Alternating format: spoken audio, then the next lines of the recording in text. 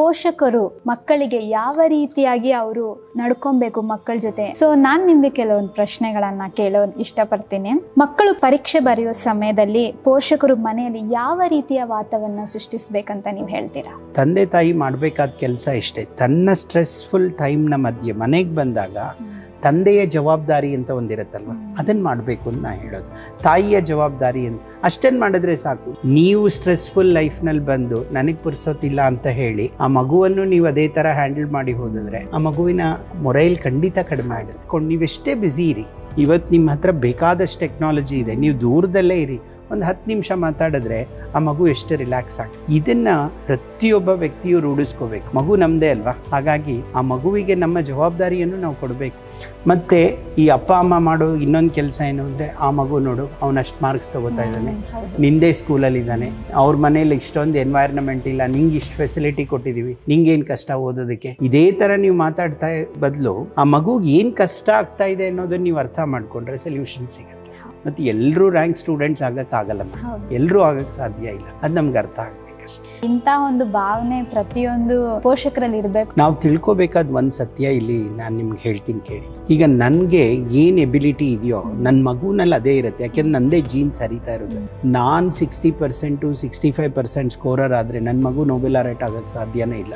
ಆ ಮಗುವಿನಲ್ಲಿ ಅದೇ ಎಬಿಲಿಟೀಸ್ ಇರುತ್ತೆ. ಅವನ ಅದ್ರ ಮೇಲೆ ಏನಾದರೂ ವರ್ಕ್ ಮಾಡಿದ್ರೆ ಅದನ್ನು ಪಾಸಿಟಿವ್ ಆಗಿ ಡೆವಲಪ್ ಮಾಡಿಕೊಂಡ್ರೆ he can become something else. Otherwise ಇದೇ ಜೀನ್ಸೇ ಅಲ್ಲ ಹರಿಯೋದು.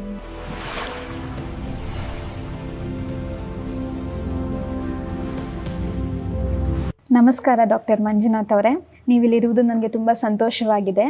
ನೀವು ಪೂರ್ಣಪ್ರಜ್ಞ ಗ್ರೂಪ್ ಆಫ್ ಇನ್ಸ್ಟಿಟ್ಯೂಷನಲ್ಲಿ ಡೈರೆಕ್ಟರ್ ಆಗಿ ಕೆಲಸ ಮಾಡ್ತಿದೆ ಅಂತ ನನಗೆ ತಿಳಿದಿದೆ. ಇನ್ನಷ್ಟು ಮಾಹಿತಿ ನಿಮ್ಮ ಬಗ್ಗೆ ನಮಗೆ ತಿಳಿಸ್ತೀರಾ?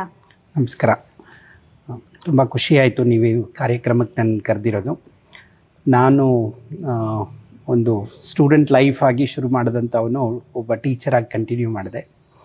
ಸಾಧಾರಣ 28 ವರ್ಷಗಳಿಂದ ಟೀಚಿಂಗ್ ಫೀಲ್ಡಲ್ಲಿದ್ದೀನಿ. ಈಗ ಒಂದು ಸ್ಕೂಲ್ನ ಪ್ರಿನ್ಸಿಪಲ್ ಆಗಿದೆ, ಹೆಡ್ ಆಫ್ ದ ಇನ್ಸ್ಟಿಟ್ಯೂಷನ್ಸ್ ಆಗಿ ಬೇರೆ ಬೇರೆ ಪೊಸಿಷನಲ್ಲಿ ಕೆಲಸ ಮಾಡಿ ಈಗ ಡೈರೆಕ್ಟರ್ ಆಗಿದ್ದೀನಿ. ನನ್ನ ಎಜುಕೇಷನ್ ಬಂದು BSc ಬೆಂಗಳೂರಿನಲ್ಲೇ ಮಾಡಿದೆ, ನ್ಯಾಷನಲ್ ಕಾಲೇಜಲ್ಲಿ. ಅದರ ನಂತರ post graduation Indian institute of ಸೈನ್ಸಲ್ಲಿ ಮಾಡಿದೆ. ನಂತರ PhDಯನ್ನು ಮ್ಯಾಸಚೂಸೆಟ್ಸ್ ಇನ್ಸ್ಟಿಟ್ಯೂಟ್ ಆಫ್ ಟೆಕ್ನಾಲಜಿ ಬಾಸ್ಟನ್ನಲ್ಲಿ ಮಾಡ್ಕೊಂಡು ಬಂದೆ. ಇದು ನನ್ನ ಸಣ್ಣದಾದಂಥ ಒಂದು ಪರಿಚಯ. ಬಟ್ ಎಜುಕೇಷನ್ ಫೀಲ್ಡ್ ಅನ್ನೋದು ನನ್ನ ಫೀಲ್ಡು. ತುಂಬ ವರ್ಕ್ ಮಾಡ್ತಾಯಿದ್ದೀವಿ.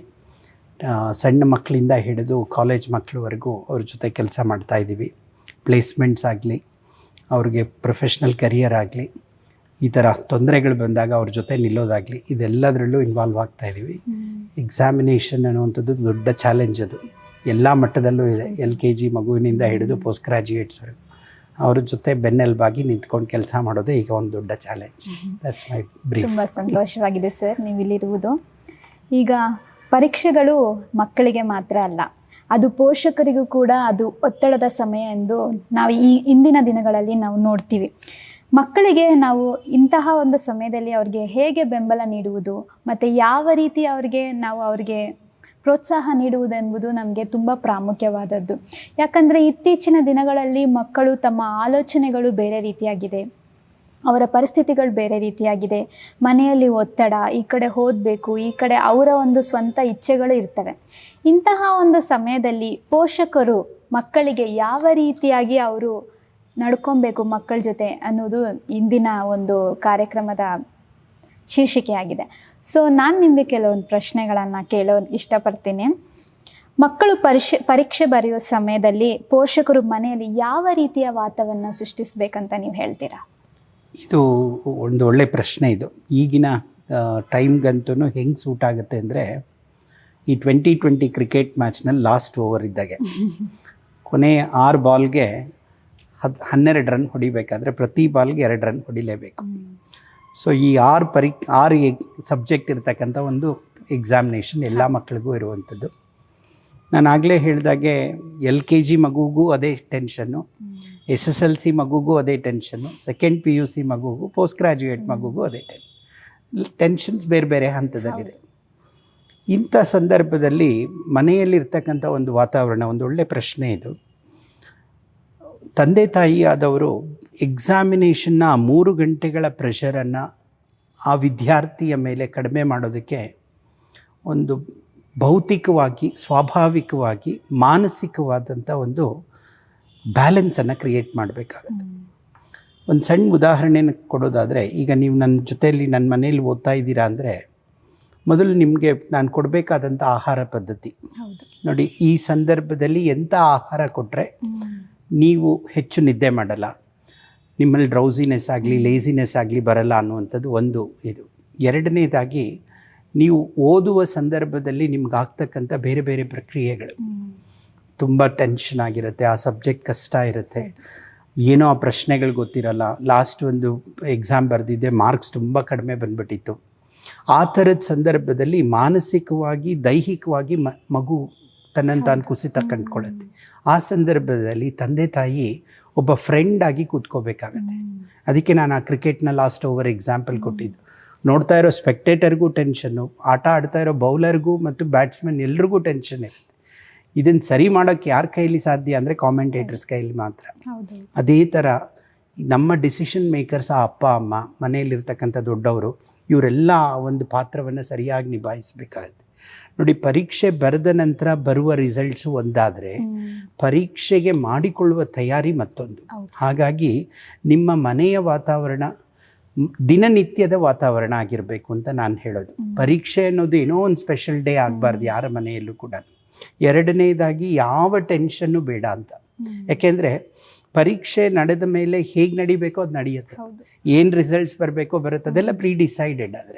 ಆದರೆ ನಮ್ಮ ಎಫಿಷಿಯನ್ಸಿಗೆ ತಕ್ಕನಾಗಿ ನಾನು ಅದರಲ್ಲಿ ಪಾರ್ಟಿಸಿಪೇಟ್ ಮಾಡಬೇಕು ಅನ್ನುವ ಒಂದು ಎನರ್ಜಿಯನ್ನು, ಎನ್ಕರೇಜ್ಮೆಂಟನ್ನು ನೀವು ಕೊಟ್ಟರೆ ಮಗು ಚೆನ್ನಾಗಿ ಬರೆಯುತ್ತೆ. ನೀವು ಟೆನ್ಸ್ ಆಗಿ ಮಗನೂ ಟೆನ್ಷನಲ್ಲಿ ತೊಗೊಂಡು ಹೋಗಿ ಆ ತಪ್ಪು ಮಾಡ್ತೀಯಾ, ಈ ತಪ್ಪು ಮಾಡ್ತೀಯಾ ಅಂತ ಸೀರೀಸ್ ಆಫ್ ಇನ್ಸ್ಟ್ರಕ್ಷನ್ ಕೊಡೋವಾಗ ಮಗು ಎಕ್ಸಾಮಿಗೆ ಹೋದ್ಮೇಲೆ ಮಾಡೋದಕ್ಕಿಂತ ಇನ್ನಷ್ಟು ತಪ್ಪು ಮಾಡೋದು ಜಾಸ್ತಿ. ನಾನು ಎಷ್ಟೋ ವಿದ್ಯಾರ್ಥಿಗಳನ್ನು ನೋಡಿದ್ದೀನಿ, 1-1.5 ಗಂಟೆ ಪೇಪರ್ ಆದ ಕೂಡಲೇ ಬ್ಲ್ಯಾಂಕ್ ಆಗಿ ಬಿಡತ್ತೆ ಮಗು. ಎಷ್ಟು ಟೆನ್ಷನ್ ಇರುತ್ತೆ ಆ ಮಗುನ ಅಂದರೆ, ಪರ್ಸ್ನಲಾಗಿ ಹೋಗಿ ಎಕ್ಸಾಮ್ ಹಾಲ್ನಲ್ಲಿ ಮಾತಾಡಿಸಿ ನಾವು ಒಂಚೂರು ಹೊರಗಡೆಗೆ ಬಾ ಅಂತ ಕರ್ಕೊಂಡು ಬಂದು ಒಂದು ಗ್ಲಾಸ್ ನೀರು ಕುಡಿ ಅಂತ ಹೇಳಿ ರಿಲ್ಯಾಕ್ಸ್ ಮಾಡಿ ಹೋಗಿ ಕೂಡಿಸಿ ಆ ಮಗು ಇನ್ನೊಂದಷ್ಟು ಚೆನ್ನಾಗಿ ಬರೆಯುತ್ತೆ. ಅದೇ ಮಗು ನೀವು ಅವನ ಹತ್ರ ಹೋಗಿ ನಿಂತ್ಕೊಂಡು ಪೇಪರ್ ಇದೆಯಾ ನಿನ್ನ ಹತ್ರ, ಏನು ಎತ್ಕೊಂಬಂದಿದೆಯಾ, ಚೀಟಿ ಇದೆಯಾ, ಇನ್ನೊಂದು ಹುಡುಕಿದ್ರೆ ಆ ಮಗು ಇನ್ನಷ್ಟು ಅವನು ಇನ್ನು ಅರ್ಧ ಗಂಟೆಲಿ ಪೇಪರೇ ಕೊಟ್ಟು ಹೊಟ್ಟೋಗ್ತಾನೆ. ಇದನ್ನು ನಮ್ಮ ಕೈಯಲ್ಲಿರ್ತಕ್ಕಂಥದ್ದು. ಸೊ ನೀವು ಕೇಳಿದ ಪ್ರಶ್ನೆಗೆ ಸಂಕ್ಷಿಪ್ತವಾಗಿ ಹೇಳೋದಾದರೆ, ಒಂದು ಬ್ಯಾಲೆನ್ಸ್ಡ್ ಎನ್ವೈರ್ನಮೆಂಟು ಮತ್ತು ಯಾವ ವಿಶೇಷವಾದಂಥ ಎಕ್ಸೈಟ್ಮೆಂಟ್ ಇಲ್ಲದಾದಂಥ ಎನ್ವೈರ್ನಮೆಂಟ್ ನೀವು ಕ್ರಿಯೇಟ್ ಮಾಡಿ ನೋಡಿ, ಆ ಪರೀಕ್ಷೆ ಸುಲಭವಾಗಿ ನಡೆಯುತ್ತೆ. ಹೌದು, ತುಂಬ ಚೆನ್ನಾಗಿ ಉತ್ತರವನ್ನು ಕೊಟ್ಟಿದ್ದೀರಾ ಸರ್. ಇದರಲ್ಲಿ ನಾನು ಏನು ಕೇಳಬೇಕು ಅಂದ್ಕೊಂಡಿದ್ದೀನಿ ಅಂದರೆ, ತಂದೆ ತಾಯಿ ಆಗಿರೋರು ಮಗುಗೆ ಸಪೋರ್ಟ್ ಮಾಡಬೇಕು, ಫ್ರೆಂಡ್ ಆಗಿರ್ಬೇಕಂತ ಇವಾಗ ತಾನೇ ನೀವು ಹೇಳಿದ್ರಿ. ಫ್ರೆಂಡ್ ಆಗಿರಬೇಕು ಅಂತ ಹೇಳಿದರೆ ಫಸ್ಟು ತಂದೆ ತಾಯಿಗಳು ಈಗಿನ ಸಮಯದಲ್ಲಿ ಅವರು ಬ್ಯುಸಿಯಾಗಿದ್ದಾರೆ, ಕಾರ್ಪೊರೇಟ್ ಲೈಫ್, ಅವ್ರಿಗೆ ಆದ ಒಂದು ಕೆಲಸಗಳಿರ್ತವೆ. ಅಂಥ ಸಮಯದಲ್ಲಿ ಮಕ್ಕಳಿಗೆ ಪ್ರೋತ್ಸಾಹ ನೀಡಲು ಯಾರು ಇರುವುದಿಲ್ವಲ್ಲ, ಅಂಥ ಸಮಯದಲ್ಲಿ ಆ ಮಗು ಏನು ಮಾಡಬೇಕು? ಅಲ್ಲಮ್ಮ, ನೀನು ಎಷ್ಟೇ ಬ್ಯುಸಿಯಾಗಿರೋ, ದಿನದ 24 ಗಂಟೆ ಅಂತೂ ಏನು ಕೆಲಸ ಮಾಡಲ್ಲ. ಮನೆಗೆ ಬಂದಾಗ ನಿನಗೂ ಒಂದು ರಿಲ್ಯಾಕ್ಸಿಂಗ್ ಟೈಮ್ ಅಂತ ಇರುತ್ತೆ. ತಂದೆ ತಾಯಿ ಮಾಡಬೇಕಾದ ಕೆಲಸ ಇಷ್ಟೇ, ತನ್ನ ಸ್ಟ್ರೆಸ್ಫುಲ್ ಟೈಮ್ನ ಮಧ್ಯೆ ಮನೆಗೆ ಬಂದಾಗ ತಂದೆಯ ಜವಾಬ್ದಾರಿ ಅಂತ ಒಂದಿರುತ್ತಲ್ವ, ಅದನ್ನು ಮಾಡಬೇಕು ಅಂತ ನಾನು ಹೇಳೋದು. ತಾಯಿಯ ಜವಾಬ್ದಾರಿ ಅಂತ ಅಷ್ಟನ್ನು ಮಾಡಿದ್ರೆ ಸಾಕು. ನೀನೇನು ಓದ್ತಾ ಇದೆಯಾ, ಇವತ್ತು ಏನಿದೆ ಇಶ್ಯೂಸ್, ಒಂದು 5-10 ನಿಮಿಷ ಕೂತ್ಕೊಂಡು ಆ ಮಗು ಜೊತೆ ಮಾತಾಡಿ, ಯಾವುದೋ ಒಂದು ಚಾಕ್ಲೇಟ್ ತಂದು ಇಬ್ಬರು ಒಟ್ಟಿಗೆ ಕೂತ್ಕೊಂಡು ತಿನ್ನಿ, ಒಂದು 10 ಮಿನಿಟ್ಸ್ ನೀವು ಒಂದು ರಿಲ್ಯಾಕ್ಸ್ ಮಾಡಿದ್ರೆ ಮಗುವನ್ನು, ಅದು ಇನ್ನಷ್ಟೇ ಎನ್ಕರೇಜಿಂಗ್ ಆಗಿ ಹೋಗುತ್ತೆ. ನೀವು ಸ್ಟ್ರೆಸ್ಫುಲ್ ಲೈಫ್ನಲ್ಲಿ ಬಂದು ನನಗೆ ಪುರ್ಸೋತಿಲ್ಲ ಅಂತ ಹೇಳಿ ಆ ಮಗುವನ್ನು ನೀವು ಅದೇ ಥರ ಹ್ಯಾಂಡಲ್ ಮಾಡಿ ಹೋದಿದ್ರೆ ಆ ಮಗುವಿನ ಮೊರೈಲ್ ಖಂಡಿತ ಕಡಿಮೆ ಆಗುತ್ತೆ. ಇದೇ ಕಾರಣಕ್ಕೋಸ್ಕರ ನಾನು ಹೇಳೋದು, ನೋಡಿ, ನಮ್ಮ ಹಿಂದಿನ ಟ್ರೆಡಿಷನ್ ತೊಗೊಂಡ್ರೆ ನಮ್ಮ ಇಂಡಿಯನ್ ಸಿಸ್ಟಮ್ ಹೇಗಿತ್ತು ಅಂದರೆ, ಹೆಚ್ಚು ನಾವು ಮನೆಯಲ್ಲಿರ್ತಕ್ಕಂಥ ಮಕ್ಕಳು ಬೆಳೀತಾ ಇದ್ದಿದ್ದು ಅಪ್ಪ ಅಮ್ಮನ ಜೊತೆ ಅಲ್ಲ, ಅಜ್ಜಿ ತಾತನ ಜೊತೆ. ನಮ್ಮ ಇಡೀ ಜವಾಬ್ದಾರಿಯನ್ನು ಅವ್ರು ಹೊತ್ತೇನು ಮಾಡೋರು, ನಮ್ಗೆ ಎಲ್ಲಿ ಸಮಸ್ಯೆ ಆಗುತ್ತೆ ಅದನ್ನು ಅವ್ರು ಚೆನ್ನಾಗಿ ಬ್ಯಾಲೆನ್ಸ್ ಮಾಡ್ತಾಯಿದ್ರು. ನಾವು ಆ ಒಂದು ಅವಿಭಕ್ತ ಕುಟುಂಬದಿಂದ ಡಿವೈಡ್ ಆದದ್ದೇ ನಮ್ಮ ದೊಡ್ಡದಾದಂಥ ಲಿಮಿಟೇಷನ್, ನಮಗೆಲ್ಲ ಇಶ್ಯೂಸ್ ಬರೋಕ್ಕೆ ಕಾರಣ. ಹಾಗಾಗಿ ಇವತ್ತು ಅಪ್ಪ ಅಮ್ಮ ಆ ಜವಾಬ್ದಾರಿಯನ್ನು ಅರ್ಥಕೊಂಡು, ನೀವೆಷ್ಟೇ ಬ್ಯುಸಿ ಇರಿ, ಇವತ್ತು ನಿಮ್ಮ ಹತ್ರ ಬೇಕಾದಷ್ಟು ಟೆಕ್ನಾಲಜಿ ಇದೆ, ನೀವು ದೂರದಲ್ಲೇ ಇರಿ, ಒಂದು 10 ನಿಮಿಷ ಮಾತಾಡಿದ್ರೆ ಆ ಮಗು ಎಷ್ಟು ರಿಲ್ಯಾಕ್ಸ್ ಆಗುತ್ತೆ. ಇದನ್ನು ಪ್ರತಿಯೊಬ್ಬ ವ್ಯಕ್ತಿಯು ರೂಢಿಸ್ಕೋಬೇಕು. ಮಗು ನಮ್ಮದೇ ಅಲ್ವಾ, ಹಾಗಾಗಿ ಆ ಮಗುವಿಗೆ ನಮ್ಮ ಜವಾಬ್ದಾರಿಯನ್ನು ನಾವು ಕೊಡಬೇಕು ಅನ್ನೋದು ನಾನು ಹೇಳುವಂಥದ್ದು. ತುಂಬ ಚೆನ್ನಾಗಿ ಉತ್ತರವನ್ನು ಕೊಟ್ಟಿದ್ದೀರಾ ಸರ್. ಮತ್ತು ಮಗು ಎಕ್ಸಾಮ್ ಸಮಯದಲ್ಲಿ ಪೋಷಕರಾಗಿ ಒತ್ತಡ ಕೊಡೋದು ತುಂಬ ಇದೆ. ಅವರು ಒತ್ತಡ ಕೊಡಲೇಬೇಕು, ಯಾಕಂದರೆ ಕೆಲವು ಮಕ್ಕಳು ಓದದೇ ಇರುವುದು ಮತ್ತು ಈ ರೀತಿಯಾಗಿರ್ತಾರೆ. ಇಂಥ ಸಮಯದಲ್ಲಿ ಪೋಷಕರಾಗಿ ಯಾವಾಗ ಒತ್ತಡವನ್ನು ಕೊಡಬೇಕು, ಯಾವಾಗ ಕೊಡಬಾರ್ದು ಅನ್ನೋದ್ರ ಬಗ್ಗೆ ಹೇಳ್ತೀರಾ? ಒತ್ತಡ ಅಂತ ಹೇಳೋದಕ್ಕಿಂತ ಹೆಚ್ಚಾಗಿ ಆ ಮಗು ತಾನು ಏನು ಕೆಲಸ ಮಾಡಬೇಕು ಅನ್ನೋ ಜವಾಬ್ದಾರಿಯ ಒಂದು ಆಲೋಚನೆ ವಿವೇಚನೆಯನ್ನು ಹುಟ್ಟು ಹಾಕಬೇಕು. ಇಲ್ಲಿ ಒತ್ತಡ ಹಾಕೋದ್ರಿಂದ ಕೆಲಸ ಆಗಲ್ಲ. ನೀವು ವಿವೇಚನೆಯನ್ನು ಉತ್ಪತ್ತಿ ಮಾಡಿದ್ರೆ, ಈಗ ನೋಡಿ, ಆ ಪರೀಕ್ಷೆ ಬರೀತಾ ಇರ್ತಕ್ಕಂಥದ್ದು ನನ್ನ ಭವಿಷ್ಯಕ್ಕೋಸ್ಕರ ಅನ್ನೋದು ನೀವು ನನಗೆ ಅರ್ಥ ಮಾಡಿಸಿದ್ರೆ ನಾನು ಅದನ್ನು ಚೆನ್ನಾಗಿ ಮಾಡ್ತೀನಿ. ಅದನ್ನು ಅರ್ಥ ಮಾಡಿಸುವಂಥದ್ದು ಒಬ್ಬ ಪೋಷಕರ ಕೈಯಲ್ಲಿರ್ತಕ್ಕಂಥ ಕೆಲಸ. ಅದು ಒತ್ತಡದ ರೂಪದಲ್ಲಿ ಬಂದರೆ ಆ ಒತ್ತಡ ಹಾಗೆ ಟ್ರಾನ್ಸ್ಫಾರ್ಮ್ ಆಗುತ್ತೆ. ನೀವು ಅದನ್ನು ಒಂದು ಒಳ್ಳೆ ಫ್ರೆಂಡ್ಲಿ ಎನ್ವೈರ್ನಮೆಂಟಲ್ಲಿ ತನ್ನಿ, ಅದನ್ನು ಚೆನ್ನಾಗಿ ಹೇಳೋಕ್ಕಾಗತ್ತೆ. ಈಗ ನೋಡಿ, ನನ್ನ ಹತ್ರ ಈ ವರ್ಷ ಪರೀಕ್ಷೆ ಬರೀತಾ ಇರ್ತಕ್ಕಂಥ ಸುಮಾರು ವಿದ್ಯಾರ್ಥಿಗಳು ನನ್ನ ಜೊತೆಯಲ್ಲಿದ್ದಾರೆ. ಅವ್ರಿಗೆ ಅದರಲ್ಲಿ ಎಷ್ಟೋ ಜನ ಟಾಪರ್ಸ್ ಇದ್ದಾರೆ, ಲಾಸ್ಟ್ ಬೆಂಚರ್ಸು ಇದ್ದಾರೆ. ಈಗ ನನ್ನ ಫೇವ್ರೇಟ್ ಎಲ್ಲ ಲಾಸ್ಟ್ ಬೆಂಚರ್ಸ್. ಟಾಪರ್ಸ್ ನಾನೀಗ ಮುಟ್ಟಕ್ಕೆ ಹೋಗೋದೇ ಇಲ್ಲ, ಯಾಕೆ ಅವರ ದಾರಿಗೆ ಅವ್ರು ಹೋಗಿರ್ತಾರೆ. ಈ ಲಾಸ್ಟ್ ಬೆಂಚರ್ಸ್ಗೆ ಕಂಪಲ್ಸರಿಯಾಗಿ ನಾವೇನು ಮಾಡ್ತೀವಿ ಅಂದರೆ, ಪ್ರತಿ ಶನಿವಾರ ಅವ್ರಿಗೋಸ್ಕರ ಒಂದು ಪಾರ್ಟಿ ಇಟ್ಕೋತೀವಿ. ಆದರೆ ಆ ಪಾರ್ಟಿಯನ್ನು ಅವ್ರು ಬಂದು ರೀಚ್ ಆಗಬೇಕಾದ್ರೆ ಸೋಮವಾರದಿಂದ ಶುಕ್ರವಾರದವರೆಗೂ ಏನು ಮಾಡಬೇಕು ಅನ್ನೋ ಒಂದು ಟೈಮ್ ಟೇಬಲ್ ಕೊಟ್ಟಿರ್ತೀವಿ. ಆ ಟೈಮ್ ಟೇಬಲ್ನಲ್ಲಿ ಆ ಟಾರ್ಗೆಟ್ ರೀಚ್ ಆದರೆ ಅವ್ರಿಗೆ ಸ್ಯಾಟರ್ಡೇ ಮೆನು ಸಿಗುತ್ತೆ. ಅವ್ರು ಏನು ಇಷ್ಟಪಡ್ತಾರೋ ತಿನ್ನಕ್ಕೆ ಸಿಗುತ್ತೆ, ಅಷ್ಟು ರಿಲ್ಯಾಕ್ಸೇಷನ್ ಟೆಕ್ನಿಕ್ಸು ಸಿಗುತ್ತೆ. ಸೊ ಆ ಆಸೆಯನ್ನು ಕ್ರಿಯೇಟ್ ಮಾಡೋದು ನಮ್ಮ ಕೈಲಿ. ನೀವು ಆ ಥರದ ಇನ್ಸೆಂಟಿವ್ ಸಿಸ್ಟಮನ್ನು ಮನೆಯಲ್ಲಿ ತನ್ನಿ. ಇದು ಒತ್ತಡವಿಲ್ಲದಂಥ ಎಕ್ಸಾಮಿನೇಷನ್ ತಂದೆ ಮಾಡಿಕೊಡೋಕ್ಕಾಗತ್ತೆ. ನೋಡಿ, ಮಗು ನಾವು ಏನು ಹೇಳಬೇಕು, ಯಾವಾಗ ಹೇಳಬೇಕು, ಹೇಗೆ ಹೇಳಬೇಕು, ಈ ಮೂರನ್ನು ನಮ್ಗೆ ಗೊತ್ತಿರಬೇಕು ಒಂದು ತಂದೆ ತಾಯಿಗೆ. ಒತ್ತಡದ ರೂಪದಲ್ಲಿ ಹೇಳಿ ಅದು ನ್ಯೂಟನ್ಸ್ ಥರ್ಡ್ ಲಾ ನಮ್ಮ ಮೇಲೆ ಪ್ರಯೋಗ ಮಾಡುತ್ತೆ. ನೀವು ಹೇಳ್ತೀರಿ ನಾನು ಒತ್ತಡನೇ ಹಾಕ್ತೀನಿ, ನಾನು ಬರೆಯಲ್ಲ ಅಂತಲೇ ಹೇಳುತ್ತೆ. ಏಕೆಂದರೆ ನೋಡಿ, ಮಗುವಿಗೆ ಒಂದೇ ಥರದ ಪ್ರೆಷರ್ ಇರಲ್ಲ. ಒಂದು ಸ್ಕೂಲ್ನಲ್ಲಿ ಒಂದು ಪ್ರೆಷರ್ ಇರುತ್ತೆ ಟೀಚರ್ದು, ಫ್ರೆಂಡ್ಸ್ಗಳ ಕಡೆಯಿಂದ ಒಂದು ಪ್ರೆಷರ್ ಇರುತ್ತೆ, ಪಿಯರ್ ಪ್ರೆಷರ್ ಅಂತ ಕರಿತೀವಿ. ಅದು ತುಂಬ ಕೆಟ್ಟದಾದಂಥ ಪ್ರೆಷರ್ ಅದು. ಮತ್ತು ಈ ಅಪ್ಪ ಅಮ್ಮ ಮಾಡೋ ಇನ್ನೊಂದು ಕೆಲಸ ಏನು ಅಂದರೆ, ಆ ಮಗು ನೋಡು ಅವನಷ್ಟು ಮಾರ್ಕ್ಸ್ ತೊಗೋತಾ ಇದ್ದಾನೆ, ನಿಂದೇ ಸ್ಕೂಲಲ್ಲಿದ್ದಾನೆ, ಅವ್ರ ಮನೇಲಿ ಇಷ್ಟೊಂದು ಎನ್ವೈರ್ನಮೆಂಟ್ ಇಲ್ಲ, ನಿಂಗೆ ಇಷ್ಟು ಫೆಸಿಲಿಟಿ ಕೊಟ್ಟಿದ್ದೀವಿ, ನಿಂಗೇನು ಕಷ್ಟ ಓದೋದಕ್ಕೆ. ಇದೇ ಥರ ನೀವು ಮಾತಾಡ್ತಾ ಬದಲು ಆ ಮಗುಗೆ ಏನು ಕಷ್ಟ ಆಗ್ತಾ ಇದೆ ಅನ್ನೋದನ್ನು ನೀವು ಅರ್ಥ ಮಾಡಿಕೊಂಡ್ರೆ ಸೊಲ್ಯೂಷನ್ ಸಿಗುತ್ತೆ. ಆ ರೀತಿಯಲ್ಲಿ ನೀವು ಸೊಲ್ಯೂಷನ್ ಕೊಡಿ, ಒತ್ತಡ ಇಲ್ಲದಂಥ ಎನ್ವೈರ್ನಮೆಂಟ್ ಕ್ರಿಯೇಟ್ ಆಗುತ್ತೆ. ಬಟ್ ನೀವು ಪ್ರೆಷರ್ ಅಂತಲೇ ತಂದು, ಇಲ್ಲ ನೀನು ಓದಲೇಬೇಕು, 8 ಗಂಟೆ ಕೂತ್ಕೋ, 9 ಗಂಟೆ ಕೂತ್ಕೋ ಅಂದರೆ ಆ ಮಗುಗೆ ಅರ್ಧ ಗಂಟೆ ಕೂತ್ಕೊಳ್ಳೋ ಸಾಮರ್ಥ್ಯನೂ ಇಲ್ಲದೆ ಇದ್ದರೆ ಆ ಮಗು ಓದೋದೇ ಇಲ್ಲ ಅಲ್ವಾ. ಈಗ ನನಗೆ ಕರ್ಕೊಂಡು ಹೋಗ್ಬಿಟ್ಟು ನೀವು IAS ಎಕ್ಸಾಮ್ ಬರೀ ಅಂತ ಈಗ ಕೂಡಿಸಿದ್ರೆ ನಾನು ಎಲ್ಲಿ ಬರ್ದೇನೆ? ಒಂದಿಷ್ಟು ತಪ್ಪದ ಪುಸ್ತಕ ನೀವು ನನಗೆ ತಂದು ಕೊಟ್ಟರೆ ತಲೆ ದಿಂತರಕ್ಕೆ ತಲೆ ಕೆಳಗೆ ಇಟ್ಕೊಂಡು ಮಲಗ್ತೀನಿ ಅಷ್ಟೇ ನಾನು. ಹಾಗಾಗಿ ನನ್ನ ಸಾಮರ್ಥ್ಯವನ್ನು ನೀವು ಅರ್ಥ ಮಾಡ್ಕೊಂಡು ನೀವು ನನಗೆ ಹೆಲ್ಪ್ ಮಾಡಿ, ಖಂಡಿತ ಆಗುತ್ತೆ. ಮತ್ತು ಎಲ್ಲರೂ ರ್ಯಾಂಕ್ ಸ್ಟೂಡೆಂಟ್ಸ್ ಆಗೋಕ್ಕಾಗಲ್ಲಮ್ಮ, ಎಲ್ಲರೂ ಆಗೋಕ್ಕೆ ಸಾಧ್ಯ ಇಲ್ಲ. ಅದು ನಮ್ಗೆ ಅರ್ಥ ಆಗಬೇಕಷ್ಟೆ. ನೀವು ಹೇಳುವ ಮಾತಲ್ಲಿ ತುಂಬ ಖುಷಿ ಕೊಡುವ ವಿಚಾರ ಏನಂದರೆ, ಮಕ್ಕಳು ಆ ಮೆನ್ಯೂಗೋಸ್ಕರ ಆದ್ರೂ ಕಷ್ಟಪಟ್ಟು ಓದ್ತಾರೆ. ಇಂಥ ಒಂದು ಭಾವನೆ ಪ್ರತಿಯೊಂದು ಪೋಷಕರಲ್ಲಿ ಇರಬೇಕು ಅಂತ ನನ್ನ ಅನಿಸಿಕೆ ಆಗಿದೆ. ಇವಾಗ ಪರೀಕ್ಷೆಗೆ ಹೋಗ್ತಾರಲ್ವ ಮಕ್ಕಳು, ಅವ್ರಿಗೆ ನಾವು ಯಾವ ರೀತಿ ಪ್ರೇರಣೆಯನ್ನು ನೀಡಬೇಕು? ಇಲ್ಲಿ ನಾನು ಆಗಲೇ ಹೇಳಿದಾಗೆ ದೈಹಿಕವಾಗಿ ಮಾನಸಿಕವಾಗಿ ಮಗುವನ್ನು ತಯಾರಿ ಮಾಡುವಂಥದ್ದು ಒಂದು ಪ್ರಕ್ರಿಯೆ ಇದೆ. ನೋಡಿ, ಎಕ್ಸಾಮಿನೇಷನ್ಗೆ ನೀವು ಹೋಗುವಂಥದ್ದು ಹೇಗೆ ಅಂದರೆ, ಈ ಒಲಿಂಪಿಕ್ಸ್ನಲ್ಲಿ ಆಟ ಆಡೋಕ್ಕೆ ಹೋಗುವಾಗ ಆ ಒಂದು ಸ್ಪೋರ್ಟ್ಸ್ ಪರ್ಸನನ್ನು ಪ್ರಿಪೇರ್ ಮಾಡ್ತಾರೆ. ನೋಡಿ, ಅವ್ರಿಗೆ ಫಸ್ಟ್ ಅವರ ಮೇಲೆ ವರ್ಕ್ ಮಾಡೋದು ಅವರ ಫಿಸಿಕಲ್ ಹ್ಯಾಬಿಟ್ಸು ಮತ್ತು ಮೆಂಟಲ್ ಹ್ಯಾಬಿಟ್ಸು, ಫುಡ್ ಹ್ಯಾಬಿಟ್ಸು ಮತ್ತು ಅವರ ನಿತ್ಯದ ಪ್ರಕ್ರಿಯೆ ಇನ್ಕ್ಲೂಡಿಂಗ್ ನಿದ್ದೆ, ಇಷ್ಟನ್ನು ಬ್ಯಾಲೆನ್ಸ್ ಮಾಡಿ ಆ ಕೋಚ್ ಅವರನ್ನು ಗೈಡ್ ಮಾಡ್ತಾ ಹೋಗ್ತಾರೆ. ಇದೇ ಕೆಲಸ ನಾವು ಎಕ್ಸಾಮ್ ಬರೆಯೋ ವಿದ್ಯಾರ್ಥಿಯ ಮೇಲೆ ಮಾಡಬೇಕು. ಅವ್ನು ನಿತ್ಯ ಎಷ್ಟೊತ್ತು ಮಲಗಬೇಕು, ಎಷ್ಟೊತ್ತು ಎದ್ದೇಳಬೇಕು. ನೋಡಿ, ಎಕ್ಸಾಮಿನೇಷನ್ ಟೈಮ್ನಲ್ಲಿ ತುಂಬ ಒಂದು ವಾರದ ಮೊದಲು ಈಗಿನ ಮಕ್ಕಳ ಪ್ರಕ್ರಿಯೆ ಅದು. ವರ್ಷದ ಇಡೀ ಓದೋದಿಲ್ಲ, ಕೊನೆಯಲ್ಲಿ ಹಿಡ್ಕೋತಾರೆ ಪುಸ್ತಕ, ಇಡೀ ರಾತ್ರಿ ಕೂತು ಓದ್ತೀನಿ ಅಂತ ಮಾಡ್ತಾರೆ. ನೀವು ಇಡೀ ಜೀವನದಲ್ಲಿ ಮಾಡಿಲ್ಲ ಆ ಕೆಲಸ. ಅವತ್ತು ನೀವು ಕೂತಾಗ ಏನಾಗುತ್ತೆ, ಓದೋದಕ್ಕೆ ಕೂತ್ರೆ ಏನೂ ಒಳಗೆ ಹೋಗಲ್ಲ, ಬರೀ ಟೈಮ್ ಒಂದು ವೇಸ್ಟ್ ಮಾಡ್ತೀರಾಗಲಿ, ಕೂತ್ಕೊಳ್ಳೋಕ್ಕಾಗಲ್ಲ. ಎರಡನೇದು, ಅದರ ಎಫೆಕ್ಟ್ ನೆಕ್ಸ್ಟ್ ಡೇಗೆ ತುಂಬ ಆಗುತ್ತೆ. ಅದು ಮೊದಲನೇದು. ನಿದ್ದೆ ಬಿಟ್ಟ ಕೂಡಲೇ ಏನಾಗುತ್ತೆ, ಅದು ಆಹಾರ ಪದ್ಧತಿ ಮೇಲೆ ತೊಂದರೆ ಮಾಡುತ್ತೆ. ಸರಿಯಾದ ಆಹಾರ ತಿನ್ನೋಕ್ಕಾಗಲ್ಲ, ಡೈಜೆಷನ್ ಆಗಲ್ಲ ನಿಮಗೆ, ಅದು 108 ಸಮಸ್ಯೆ ಆಗುತ್ತೆ. ಮೂರನೇದು ಆಟೋಮ್ಯಾಟಿಕಲಿ ಲೆಥರ್ಜಿ ಶುರುವಾಗುತ್ತೆ. ನಿಮ್ಮ ದೇಹದಲ್ಲಿ ಯಾವ ಭೌತಿಕ ಚಟುವಟಿಕೆಗಳು ಇರಲ್ಲ ನಿಮಗೆ. ಇವು 3 ಆದ ಕೂಡಲೇ ಏನಾಗುತ್ತೆ, ಆ ಮಗುವಿನ ಪೊಟೆನ್ಷಿಯಲ್ ಕೆಳಗೆ ಬೀಳುತ್ತೆ. ಇದರ ಬದಲು ಮೊದಲನೇದಾಗಿ ಮಗುವಿನ ಆಹಾರವನ್ನು ನೋಡಿ, ಹೆಚ್ಚಿನ ಡಯಟಿಷಿಯನ್ಸು ಡಾಕ್ಟರ್ಸ್ ಸಜೆಸ್ಟ್ ಮಾಡ್ತಾರೆ, ಕಾರ್ಬೋಹೈಡ್ರೇಟ್ಸ್ ಕೊಡಬೇಡಿ ಊಟದಲ್ಲಿ ಅಂತಂತಾರೆ. ಅನ್ನ ಕಡಿಮೆ ಮಾಡಿ ಬೇರೆ ಆಹಾರಗಳ ಸಪ್ಲಿಮೆಂಟ್ಸ್ ಕೊಟ್ಟರೆ ಮಗು ತುಂಬ ಹೆಲ್ಪ್ ಆಗುತ್ತೆ. ಎರಡನೇದು ಸರಿಯಾದಂಥ ನಿದ್ದೆ, ಮಿನಿಮಮ್ 6.5 to 7 hours ಮಗು ಮಲಗಲೇಬೇಕು. ಆ ಒಂದು ನಿದ್ದೆಯ ಪ್ರಕ್ರಿಯೆ ತನ್ನಿ ಕರೆಕ್ಟ್ ಆಗುತ್ತೆ. ಹೆಚ್ಚಿನ ಪೇರೆಂಟ್ಸ್ ನನ್ನ ಕೇಳೋದು, ಸರ್ 7 ಗಂಟೆ 8 ಗಂಟೆ ಮಲಗಿಬಿಟ್ರೆ ವೇಸ್ಟ್ ಆಗಲ್ವ ಟೈಮು ಅಂತಂದು. ನಿಮ್ಗಿಲ್ಲಿ 1 ಗಂಟೆ ಎಕ್ಸ್ಟ್ರಾ ಹೋಯಿತು ಅಂತಂತ ಏನಾದರೂ ನೀವು ಕೂತ್ರೆ ಮಗುವನ್ನು ಎಬ್ಸಿದ್ರೆ ನೀವು ಅಲ್ಲ, ಅವ್ನು ಇನ್ನೊಂದು 10 ಗಂಟೆ ವೇಸ್ಟ್ ಮಾಡ್ತಾರೆ. ಹೌದು. ಅದರ ಬದಲು ಒಳ್ಳೆಯ ನಿದ್ದೆ ಮಾಡಿಸಿ ಮಗು ಉಳಿದಂಥ 24 ಗಂಟೆ ಇದೆಯಲ್ಲಮ್ಮ ನಮ್ಮಲ್ಲಿ, ನಾನು ಕೇಳ್ತಾ ಇರೋದು 7 ಗಂಟೆ ಮಾತ್ರ.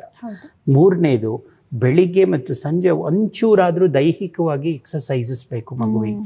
ಎಕ್ಸಾಮಿನೇಷನ್ ಏನಾಗಲಿಲ್ಲ ಅಂದ್ಕೊಳ್ಳಿ, ಒಂದು ಸಣ್ಣ ವಾಕ್, ಅವರ ಮನೆ ಮಾಡಿ ಟೆರೇಸ್ನಲ್ಲೇ ವಾಕ್ ಮಾಡಲಿ, ಮನೆ ಹತ್ರ ಓಡಾಡಲಿ, ಏನೂ ಇಲ್ಲ, let him listen to some music, ಒಂದು ಒಳ್ಳೆ ಮ್ಯೂಸಿಕ್ ಕೇಳಲಿ, ಏನೋ ಅಂತ ಆಸಕ್ತಿ ಇರೋವಂಥ ಕೆಲಸ ಮಾಡಲಿ. ಆಗಲಿಲ್ವಾ 15 ನಿಮಿಷ ಕ್ರಿಕೆಟ್ ಆಡಲಿ, ಒಂದು ಆಟ ಆಡಿ ಬರಲಿ, ಏನಾದರೂ ಇಂಥದ್ದೊಂದು ರಿಲ್ಯಾಕ್ಸೇಷನ್ ಬೇಕು. ಅದಿದ್ದ ಕೂಡಲೇ ಏನಾಗುತ್ತೆ, ನೆಕ್ಸ್ಟ್ ಡೇಯ ಪೊಟೆನ್ಷಿಯಲ್ ತುಂಬ ಚೆನ್ನಾಗಿ ಸೆಟ್ ರೈಟ್ ಆಗುತ್ತೆ. ಇದೆಲ್ಲ ಬ್ಯಾಲೆನ್ಸ್ಡು ಇಂಡಿಕೇಶನ್ ಮಗುವಿಗೆ ಬೇಕು. ನೋಡಿ, ಈ ಪ್ರಿಪ್ರೇಷನ್ಸ್ ಕರೆಕ್ಟಾಗಿ ಕೊಟ್ಟು ನೋಡಿ ಆ ಮಗುವಿಗೆ, ನಾಳೆ ಬರೆಯೋ ಎಕ್ಸಾಮನ್ನು ಚೆನ್ನಾಗಿ ಬರೆಯುತ್ತೆ. ಹೌದು. ನಮಗೆ ನಮ್ಮ ಒಬ್ಬರು ಟೀಚರ್ ಹೇಳೋರು, ಇಂಗ್ಲೀಷ್ ಎಕ್ಸಾಮ್ ದಿನ ಹಿಂದಿನ ದಿನ ಟೆಕ್ಸ್ಟ್ ಬುಕ್ ಓದೋ ಬದಲು ಒಂದು ಇಂಗ್ಲೀಷ್ ಮೂವಿ ನೋಡಿ ಬಾ ನೀನು. ನೋಡಿ ಎಂಥ ಒಂದು ಮಾತಿದೆ ಅದರಲ್ಲಿ. ಅವರು ನಮಗೆ ಇಂಗ್ಲೀಷ್ ಮೂವಿ ನೋಡಿ ಅನ್ನೋವಂಥದ್ದು ನಮ್ಮ ರಿಲ್ಯಾಕ್ಸೇಷನಿಗೆ ಜೊತೆಗೆ ನಾವು ಬರೀಬೇಕಾದಂಥದ್ರಲ್ಲಿ ಏನು ಕಂಟೆಂಟ್ ಇರಬೇಕು ಅನ್ನೋವಂಥದ್ದು ಎಚ್ಚರಿಸೋದಕ್ಕೆ ಅವ್ರು ಹೇಳ್ತಾ ಇದ್ದಂಥ ಪದ. ಈ ಥರದ ಒಂದು ರಿಲ್ಯಾಕ್ಸೇಷನ್ನು ಬ್ಯಾಲೆನ್ಸ್ ನೀವು ತಂದ್ಕೊಳ್ಳಿ, ನಾಳೆಯ ಎಕ್ಸಾಮಿನೇಷನ್ ತುಂಬ ಚೆನ್ನಾಗಾಗುತ್ತೆ. ಇದು ನನ್ನ ಪರ್ಸ್ನಲ್ ಎಕ್ಸ್ಪೀರಿಯನ್ಸ್ ಇದು. ಇದೇ ರೀತಿಯಾಗಿ ಇವಾಗ ಪ್ರೆಸೆಂಟ್ ಸಿಚುವೇಶನ್ ನಾವು ನೋಡಿದಾಗ 10th ಸ್ಟ್ಯಾಂಡರ್ಡ್ ಮಕ್ಕಳಿಗೆ ಬೆಳಗ್ಗೆ 6 ಗಂಟೆಯಿಂದನೇ ಸ್ಕೂಲ್ ಶುರು ಮಾಡ್ತಿದ್ದಾರೆ, ಸಂಜೆ 5:30 6:30ವರೆಗೂ ತಗೊಳ್ತಿದ್ದಾರೆ. ಮತ್ತು ಮನೆ ಕಳಿಸಿದ ತಕ್ಷಣ ಅವ್ರಿಗೆ ಹೋಮ್ವರ್ಕ್ ಕೊಡ್ತಿದ್ದಾರೆ, ಅವ್ರು ಹೋಮ್ವರ್ಕ್ ಮಾಡಬೇಕು, ಮತ್ತು ಬೆಳಗ್ಗೆ ಮತ್ತೆ 6 ಗಂಟೆಗೆ ಸ್ಕೂಲ್ಗೆ ಹೋಗಿ ಸಬ್ಮಿಟ್ ಮಾಡಬೇಕು. ಇಲ್ಲಿ ಅವ್ರಿಗೆ ಮಲ್ಕೊಳ್ಳೋದಕ್ಕೆ ಸಮಯನೇ ಸಿಗಲ್ಲ. ನೀವು ಹೇಳ್ದಂಗೆ ವಾಕಿಂಗ್ ಮಾಡೋಕ್ಕೂ ಅವ್ರಿಗೆ ಸಮಯ ಇಲ್ಲ. ಇವಾಗ ಏನಾದ್ರು ಅವರು ಇವಾಗ ಫೋರ್ಸು ಇಲ್ಲಿ ಟೀಚರ್ಸ್ ಕಡೆನೂ ಇದೆ, ಪೋಷಕರ ಕಡೆನೂ ಇದೆ. ಮಕ್ಕಳಿಗೆ ಅಲ್ಲಿ ಸಮಯನೇ ಸಿಗ್ತಿಲ್ಲ. ಸೊ ಪೋಷಕರು ಇಂಥ ಸಮಯದಲ್ಲಿ ನೀವು ಹೇಳಿದ್ರಲ್ಲ ಈ ರೀತಿಯಾಗಿ ಮಾಡಬೇಕು, ಅದು ತುಂಬ ಅದ್ಭುತವಾದ ಒಂದು ಇದು. ಅದನ್ನು ನಾವು ಪೋಷಕರು ಅದನ್ನು ಅರ್ಥ ಮಾಡಿಕೊಂಡು ಅಲ್ಲಿ ಶಾಲೆಯಲ್ಲಿ ಶಿಕ್ಷಕರು ಕೊಡುವ ಫೋರ್ಸ್ಗಿಂತ ಮನೆಯಲ್ಲಿ ಆದರೂ ಸಮಾಧಾನ ಇರೋ ಥರ ಪೋಷಕರನ್ನ ನೋಡ್ಕೊಬೇಕು. ಮತ್ತು ಕಂಪ್ಯಾರಿಸನ್, ಇವಾಗ ನಮ್ಮ ಅತ್ತೆ ಮಕ್ಕಳಾಗಿರಲಿ ನಮ್ಮ ದೊಡ್ಡಮ್ಮ ಮಕ್ಕಳಾಗಿರಲಿ, ಅವರು ಒಳ್ಳೆ ಮಾರ್ಕ್ಸ್ನ ಸ್ಕೋರ್ ಮಾಡಿ ಒಂದು ಒಳ್ಳೆ ಪೊಸಿಷನಲ್ಲಿ ಇರ್ತಾರೆ. ಏನೇ ಕುಟುಂಬದಲ್ಲಿ ಏನೇ ಫಂಕ್ಷನ್ ಏನೇ ಇದ್ರೂ ಮಕ್ಕಳು ಬಂದಿದ್ದ ತಕ್ಷಣ ನೋಡ್ದ ಅವರು ಅಷ್ಟು ಒಳ್ಳೇದು ಮಾರ್ಕ್ಸ್ ತೊಗೊಂಡಿದ್ದಾರೆ, ನೀನೇನು ಮಾಡ್ತಿದ್ದೀಯಾ ಅಂತ ಹೇಳ್ಬಿಟ್ಟು ಅವ್ರ ಮುಂದೆನೇ ಮಕ್ಕಳನ್ನ ಡಿಗ್ರೇಡ್ ಮಾಡ್ತಾರೆ. ಸರಿ ಹಂಗಂತೀಯ ಅಂತ ಹೇಳ್ಬಿಟ್ಟು ಮಕ್ಕಳು ಓದೋದನ್ನೇ ನಿಲ್ಲಿಸ್ಬಿಡ್ತಾರೆ. ಸೊ ಇಂಥ ಒಂದು ವಿಷಯಕ್ಕೆ ನೀವೇನು ಹೇಳ್ತೀರಾ? ಇದು 3 ಕಡೆಯಿಂದ ಆಗ್ತಾ ಇರೋ ತಪ್ಪಿದು. ಹೌದು. ಒಂದು, ನನ್ನ ಸಾಮರ್ಥ್ಯ ಗೊತ್ತಿಲ್ಲದೆ ನನ್ನನ್ನು ಇನ್ನೊಬ್ಬರಿಗೆ ಕಂಪೇರ್ ಮಾಡೋದು. ನಾವು ತಿಳ್ಕೊಬೇಕಾದ ಒಂದು ಸತ್ಯ ಇಲ್ಲಿ ನಾನು ನಿಮ್ಗೆ ಹೇಳ್ತೀನಿ ಕೇಳಿ. ಈಗ ನನಗೆ ಏನು ಎಬಿಲಿಟಿ ಇದೆಯೋ ನನ್ನ ಮಗುನಲ್ಲಿ ಅದೇ ಇರುತ್ತೆ, ಯಾಕೆಂದ್ರೆ ನನ್ನದೇ ಜೀನ್ಸ್ ಹರಿತಾ ಇರೋದಲ್ಲಿ. ನಾನು 60% 65% ಸ್ಕೋರರ್ ಆದರೆ ನನ್ನ ಮಗು ನೊಬೆಲ್ ಲಾರೆಟ್ ಆಗೋಕ್ಕೆ ಸಾಧ್ಯನೇ ಇಲ್ಲ. ಆ ಮಗುವಿನಲ್ಲಿ ಅದೇ ಎಬಿಲಿಟೀಸ್ ಇರುತ್ತೆ. ಅವನದ್ರ ಮೇಲೆ ಏನಾದರೂ ವರ್ಕ್ ಮಾಡಿದ್ರೆ, ಅದನ್ನು ಪಾಸಿಟಿವ್ ಆಗಿ ಡೆವಲಪ್ ಮಾಡಿಕೊಂಡ್ರೆ he can become something else. Otherwise ಇದೇ ಜೀನ್ಸೇ ಅಲ್ಲಿ ಹರಿಯೋದು. ಇದು ಮೊದಲನೇ ಸತ್ಯ ನಾವು ತಿಳ್ಕೊಬೇಕು. ಎರಡನೇದು, ನಾವು ಮಾಡಬೇಕಾದಂಥ ಕೆಲಸಗಳು ಏನು ಅಂತಂದರೆ, ಬರೀ ಮಿಯರ್ ಪ್ರೆಷರಿಂದ ಯಾವುದೂ ರಿಸಲ್ಟ್ಸ್ ಇಲ್ಲ. ನೀವು ಯಾವುದ್ರಲ್ಲೂ ಮಾಡೋಕ್ಕಾಗಲ್ಲ. ಈಗ ನೋಡಿ, ಫಾರ್ ಎಕ್ಸಾಂಪಲ್ ಒಂದು ಗಾಡಿಯನ್ನೇ ನೀವು ತುಂಬ ಓಡಿಸಿದ್ರೆ ಗಾಡಿ ಕೆಟ್ಟು ಕೂತ್ಕೊಳ್ಳೋದು, ಅದಕ್ಕೂ ಒಂದು ಲಿಮಿಟೇಷನ್ ಇರುತ್ತೆ. ಅದೇ ಥರನೇ ಈ ಮಗು ಕೂಡ ಒಂದು ಎಂಜಿನ್ ಇದೆ. ಅದು ಈಗ ಬೆಳೀತಾ ಇರ್ತಕ್ಕಂಥ ಫಾರ್ಮೇಟಿವ್ ಸ್ಟೇಜ್ನಲ್ಲಿರ್ತಕ್ಕಂಥ ಮಗು ಅದು. ಅದಕ್ಕೆ ನೀವು ಅನ್ನೆಸೆಸರಿ ಎಕ್ಸ್ಟರ್ನಲ್ ಪ್ರೆಷರ್ ಹಾಕಿದಾಗ ತಡ್ಕೊಳ್ಳೋದಕ್ಕಾಗಲಿಲ್ಲ ಅಂದರೆ ಮಗು ಬೇರೆ ದಾರಿಗಳನ್ನು ಹುಡುಕೊಳ್ಳೋದು. ನೋಡಿ, ನೀವು ನಮ್ಮ ರಿಸಲ್ಟ್ಸ್ ಬಂದ ಅದರ ನಂತರದ ಒಂದು 10 ದಿನದ ನ್ಯೂಸ್ ಪೇಪರ್ ತೆಗೆದ್ರೆ ನಿಮಗೆ ಅದರಲ್ಲಿ ಸಿಗುವ ಆಘಾತದ ವಿಷಯ ಅಂದರೆ ಮಕ್ಕಳು ಸೂಯಿಸೈಡ್ ಮಾಡ್ಕೊಳ್ಳೋದು. ಹೌದು. ಯಾಕಿದು ಅನ್ನೆಸೆಸರಿ ಪ್ರೆಷರ್ ಬಿಲ್ಡಪ್ ಆಗಿದೆ. ನಾನೇ ಒಂದು ನಿಮ್ಮ ಮಾಧ್ಯಮದ ಮೂಲಕನೇ ಹೇಳಿದ್ನೋ ಏನೋ ಗೊತ್ತಿಲ್ಲ ಹಿಂದೊಮ್ಮೆ, ಮತ್ತು ಅವರ ಹೆಸರು ಹೇಳೋಕ್ಕೆ ಇಷ್ಟಪಡಲ್ಲ, ಒಬ್ಬ ಒಳ್ಳೆ ಡಾಕ್ಟರ್ ದಂಪತಿಗಳು, ಅವರ ಒಂದು ಮಗು, ನಾನು ಆ ಮಗು ಸೆಕೆಂಡ್ PUCಯಲ್ಲಿ ನನ್ನ ಹತ್ರ ಕ್ಲಾಸಿಗೆ ಬರ್ತಾಯಿತ್ತು. 93% ಸ್ಕೋರ್ ಮಾಡಿದ್ಲ ಮಗು. ಅಪ್ಪ ಅಮ್ಮಂದು ಒಂದೇ ಗಲಾಟೆ, ರಿಸಲ್ಟ್ ಬಂದ ದಿನ ನಿನ್ನ ಮೇಲೆ ಇಷ್ಟು ಖರ್ಚು ಮಾಡಿದ್ವಿ ನಾವು, ನೀನು 96-97% ತೆಗಿಯೋಕ್ಕಾಗಲಿಲ್ಲ ನಿನಗೆ, ಏನು ಅನ್ನೋ ಥರ ಗಲಾಟೆ ಮಾಡಿದ್ರು. ತಿಂಡಿ ಮಾಡಿಟ್ಟಿದ್ದಾರೆ, ತಿಂಡಿ ಡೈನಿಂಗ್ ಟೇಬಲಲ್ಲಿದೆ, ಕೂತಿದ್ದಾರೆ ತಿಂಡಿಗೆಲ್ಲರೂ. ಅಪ್ಪ ಅಮ್ಮನ ಈ ಮಾತನ್ನು ಕೇಳಿ ಅವರ ಆ ಪ್ರೆಷರನ್ನು ಮೊದಲೇ ಅವಳ ಮನಸ್ಸಿನಲ್ಲಿ ಅದು ಕೊರಿತಾ ಇತ್ತು ಆ ರಿಸಲ್ಟ್. ಪಾಪ ಹೋಗಿ ಆ ಮಗು ಸೂಯಿಸೈಡ್ ಮಾಡ್ಕೊಳ್ಳುತ್ತೆ. 10 ನಿಮಿಷದಲ್ಲಿ ಆ ಡಾಕ್ಟ್ರ್ ನಂಗೆ ಫೋನ್ ಮಾಡ್ತಾರೆ, ನೀವು ಎಲ್ಲಿದ್ದರೂ ಬೇಗ ಬನ್ನಿ ಅಂತ. ಮಗು ಕಳ್ಕೊಂಬಿಟ್ವಿ ಆಗಲಿ. ಇನ್ನು 3% ಅದೇ ಡಾಕ್ಟ್ರಿಗೆ ನಾನು ಕೊಡಿಸ್ತಾ ಇದ್ದೆ ಇನ್ನೊಂದು ಪರೀಕ್ಷೆ ಬರೆಸಿದ್ರೆ. ಅದನ್ನು ಮಾಡೋದೇನು ಕಷ್ಟ ಇರಲಿಲ್ಲ ನನಗೆ. ಆದರೆ ಆ ಮಗುವನ್ನು ನಾವು ಕಳ್ಕೊಂಡ್ವಲ್ವ. ನಾನು ಹೇಳೋದು ಯಾಕೆ ಅಂದರೆ, ಈ ಒತ್ತಡ ಅನ್ನೋ ಪದ ನೀವೇನು ನನಗೆ ಮೊದಲಿಂದ ಕೇಳ್ತಾ ಇದ್ದೀರ, ಇದರಲ್ಲಿ ಈ ಇಂಬ್ಯಾಲೆನ್ಸನ್ನು ನಾವೆಲ್ಲರೂ ಅರ್ಥ ಮಾಡ್ಕೋಬೇಕು. ಮಗು ಬಹಳ ಶ್ರೇಷ್ಠವಾದಂಥ ಒಂದು ವಸ್ತು ನಮ್ಮ ಜೊತೆಯಲ್ಲಿರೋದು. ಮಗುವಿಗೆ ಎಷ್ಟು ನಮ್ಮ ಕೈಯಲ್ಲಿ ಆದಂಥ ಸಪೋರ್ಟ್ ಮಾಡೋಕ್ಕಾಗುತ್ತೋ ಅದನ್ನು ಮಾಡಬೇಕಾಗಲಿ. ಅನ್ವಾಂಟೆಡ್ ನೆಗೆಟಿವ್ ಪ್ರೆಷರನ್ನು ನಾವು ಮಗುವಿನ ಮೇಲೆ ತರೋದು ತಪ್ಪು. ತಂದ ಕೂಡಲೇ ಏನಾಗುತ್ತೆ, ಮಗು ತನ್ನ ಇಂಬ್ಯಾಲೆನ್ಸ್ ಆಗುತ್ತೆ. ಒಂದು ಸತಿ ಮಗು ತನ್ನ ದಾರಿಯನ್ನು ಕಳ್ಕೊಂಡ್ರೆ ಆ ಮಗುವನ್ನು ವಾಪಸ್ ಕರ್ಕೊಂಡು ಬರೋದು ಬಹಳ ಕಷ್ಟ. ಹಾಗಾಗಿ ಆಸಕ್ತಿಯನ್ನು ಇಟ್ಟು ಮಗುವನ್ನು ಬ್ಯಾಲೆನ್ಸ್ ಮಾಡೋಕ್ಕೆ ನಿಮ್ಮ ಕೈಲಾಗತ್ತಾ? ನಾವು ಮಾಡೋಣ ಅದನ್ನು. ಇಲ್ವಾ, ಮಗುವಿಗೆ ತೊಂದರೆ ಮಾಡೋದು ಬೇಡ. ಎಷ್ಟು ಬರುತ್ತೋ ಮಾರ್ಕ್ಸ್ ಅಷ್ಟು ಬರಲಿ. 35% ತೊಗೊಂಡವನು ಈ ಭೂಮಿ ಮೇಲೆ ಬದುಕೋಕ್ಕಾಗತ್ತೆ ಮೇಡಮ್. 90% ತೊಗೊಂಡವ್ರು ಒಬ್ಬರೇ ಬದುಕಲ್ಲ ಈ ಭೂಮಿ ಮೇಲೆ ಅಲ್ವಾ? ಈ ಸತ್ಯವು ನಮ್ಗೆ ಅರ್ಥ ಆಗಬೇಕು ಅಂತ ನಾನು ಹೇಳೋದು. ತುಂಬ ಕಷ್ಟಕರವಾದದ್ದು. ಯಾಕೆಂದರೆ ಸೂಸೈಡ್ ಅನ್ನೋದು ತುಂಬ ಕಷ್ಟಕರದ್ದು. ಒಂದು ಫ್ರ್ಯಾಕ್ಷನ್ ಆಫ್ ಸೆಕೆಂಡಲ್ಲಿ ಪ್ರಾಣವನ್ನು ಕಳ್ಕೊಳ್ತಾ ಇದ್ದಾರೆ. ಇದಕ್ಕೆ 100% ಕಾರಣ ಪೋಷಕರಂತ ನಾವು ಹೇಳ್ತೀವಿ. ಇದೇ ಸಮಯದಲ್ಲಿ ಇವಾಗ ಪೋಷಕರ ಮೇಲೇ ನಾವು ಹೇಳೋದು ತಪ್ಪು. ಮಕ್ಕಳಿಗೆ ಕೆಲವ್ರಿಗೆ ಭಯ ಇರುತ್ತೆ. ಓದೋ ಮಕ್ಕಳಿಗೆ ಅಷ್ಟೊಂದಿಲ್ಲ, ಅವ್ರು ಓದ್ತಾರೆ ಅವ್ರಿಗೆ 96-99 ಬಂದ್ರೂ ಕಷ್ಟನೇ. ಯಾಕಂದರೆ 100%ಗೋಸ್ಕರ ಅವ್ರು ಓದಿರ್ತಾರೆ. ಈ ಮಿಡಲ್ ಆ್ಯಾವ್ರೇಜ್ ಸ್ಟೂಡೆಂಟ್ಸ್ ಇರ್ತಾರಲ್ಲ, ಅವ್ರಿಗೆ ತುಂಬ ಭಯ ಇರ್ತದೆ. ನಮ್ಮ ತಂದೆ ನನ್ಗೆ ಏನು ಹೇಳ್ತಾರೆ ಅಂದರೆ, ನಾನು ಇಷ್ಟು ವರ್ಷಗಳ ಕಾಲ ಓದಿ ಬಂದಿದ್ದೀನಿ, ನೀನು ಫೇಲ್ ಆದರೂ ಪರವಾಗಿಲ್ಲ, ನೀನು ಬೇಜಾರಾಗಬೇಡ, ನಿನಗೋಸ್ಕರ ನಾನು ಬಂದು ನಿಂತ್ಕೊಳ್ತೀನಿ ನಿಮ್ಮ ಟೀಚರ್ಸ್ ಹತ್ರ ಮಾತಾಡೋಕ್ಕೆ. ನೀನು ಓದಿಲ್ಲ ಅಂದರೆ ನಾನು ಇನ್ನು ಕೇಳಲ್ಲ, ಬಟ್ ನೀನು ಚೆನ್ನಾಗಿ ಓದು, ನಾನು ನಿಂಗೆ ಸಪೋರ್ಟ್ ಮಾಡ್ತೀನಿ ಅಂತಾರೆ ನಮ್ಮ ತಂದೆಯವರು. ಆದರೆ ನನಗೆ ಅಂತ ಒಂದು ಭಯ ಇರುತ್ತೆ ಅಲ್ಲ, ಕಷ್ಟಪಟ್ಟು ನಾನು ಓದಿದ್ದೀನಿ, ಇವಾಗ ನಾನು ಆನ್ಸರ್ ಬರಿತೀನ, ಟೆನ್ಷನ್ ಆಗ್ತಿದೆ, ಕೈ ನಡುಗುತ್ತೆ, ಇಂತಹ ಒಂದು ಭಯ ಇರುತ್ತೆ. ಈ ರೀತಿಯಾಗಿ ನಮ್ಮ ತಂದೆ ನಮ್ಗೆ ಹಿಂಗೆ ಹೇಳ್ದಲ್ಲ, ಪೋಷಕರು ಇನ್ನೂ ಯಾವ್ಯಾವ ರೀತಿಯಾಗಿ ಹೇಳ್ಬೋದಂತ ನೀವು ಹೇಳ್ತೀರಾ? ನೋಡಿ, ಮೊದಲನೇದಾಗಿ ನಾನು ಹೇಳೋದು, ಆ ಸಂದರ್ಭದಲ್ಲಿ ಪೋಷಕರಾಗಿರದೆ ಸ್ನೇಹಿತರಾಗಬೇಕು ಅಂತ ನಾನು ಹೇಳೋದು. ಮಗುವಿನ ಎಂಜಾಯ್ಮೆಂಟಿನ ಭಾಗವಾಗಿ ಅವರು ಕೆಲಸ ಮಾಡಬೇಕು. ನೋಡಿ, ಎಕ್ಸಾಮ್ ನಾನು ಹೇಳಿದ್ನಲ್ಲ, ಅದನ್ನೊಂದು ಎಂಜಾಯ್ಮೆಂಟಾಗಿ ನೀವು ಕನ್ವರ್ಟ್ ಮಾಡ್ಕೊಳ್ಳಿ, ಇದರ ರಿಸಲ್ಟ್ಸ್ ಬೇರೆಯೇ ಆಗುತ್ತೆ. ನಾನು ಯಾವಾಗಲೂ ಮಕ್ಳಿಗೆ ಹೇಳೋದು, ಎಕ್ಸಾಮ್ ಯಾರಿಗೋಸ್ಕರನೂ ಬರೀಬೇಡಿ ಅಂತಂತ. ಎಕ್ಸಾಮ್ ನಾವು ನಮಗೋಸ್ಕರ ಬರೀಬೇಕದು. ಯಾಕೆಂದರೆ ಅದು ನಂದದು.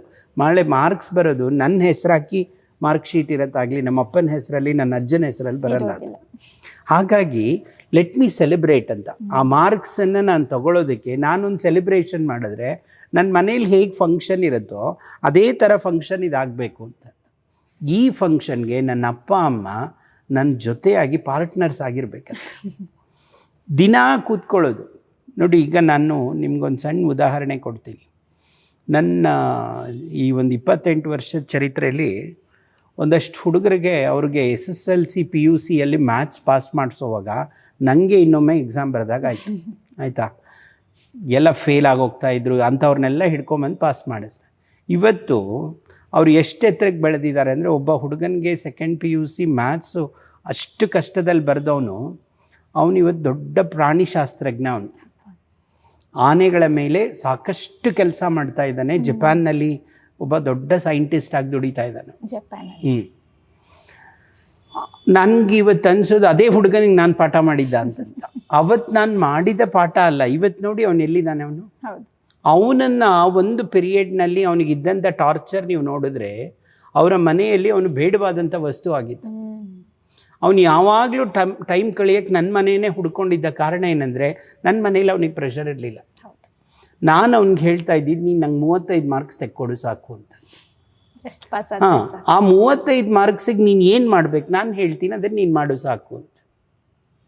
ಆ ವಿದ್ಯಾರ್ಥಿ ಇವತ್ತು ಈ ಮಟ್ಟದಲ್ಲಿದ್ದಾನೆ ಅಂದರೆ ಅವನಲ್ಲಿ ಸಾಮರ್ಥ್ಯ ಇದೆಯಾ ಇಲ್ವಾ? ಅಲ್ವಾ? ಆ ಸಾಮರ್ಥ್ಯವನ್ನು ಅವತ್ತು ಅವನು ಹೊಂದಿದ್ದ. ಆದರೆ ಆ ಸಾಮರ್ಥ್ಯವನ್ನು ನೀವು ಕಡೆಗಣಿಸಿದ್ರೆ ಆ ಮಗು ಬೇರೆ ದಿಕ್ಕಿಗೆ ಹೋಗಿರೋದು. ಆ ಸಾಮರ್ಥ್ಯಕ್ಕೆ ನಾವು ಅವತ್ತು ಅವನಿಗೆ ಈ ಗಿಡಕ್ಕೆ ನಾವು ನೀರು ಎರೆದು ಇದನ್ನು ಒಂದು ಸ್ವಲ್ಪ ಪೋಷಣೆ ಮಾಡಿದ್ರೆ ಎಷ್ಟು ಚೆನ್ನಾಗಿ ಆಗುತ್ತೋ ಆ ರೀತಿ ನಾವು ಅವನ ಜೊತೇಲಿ ನಿಂತಿದ್ದರಿಂದ ಇವತ್ತು ನಮಗೊಬ್ಬ ಒಳ್ಳೆ ಸೈಂಟಿಸ್ಟ್ ಸಿಗ್ತಾ, ಒಬ್ಬ ಒಳ್ಳೆ ಜುವಾಲಜಿಸ್ಟ್ ಸಿಗ್ತಾ. ಈ ಥರದ ಪ್ರಕ್ರಿಯೆ ಆಗಬೇಕು ಅಂತ ನಾನು.